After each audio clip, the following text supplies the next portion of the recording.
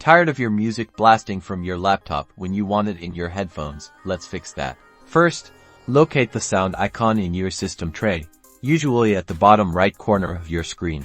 Click on it. This opens the quick settings panel. You'll see a volume slider and, more importantly, an arrow next to the volume control. Click on the arrow. This reveals a list of all available audio output devices connected to your computer. You'll see your headphones, speakers, and any other connected audio devices here. Simply select the device you want to use for audio output. For even more control, let's dive into the settings app. Right-click the sound icon again, and select Sound Settings, or you can go to Settings, then System, then Sound. Here, in the Output section, you'll find a drop-down menu labeled Choose Where to Play Sound. Click on it, and again, select your preferred audio output device. And while you're here, scroll down to the volume mixer to control the audio level of individual applications. Now, your audio is routed exactly where you want it. Enjoy your personalized audio experience.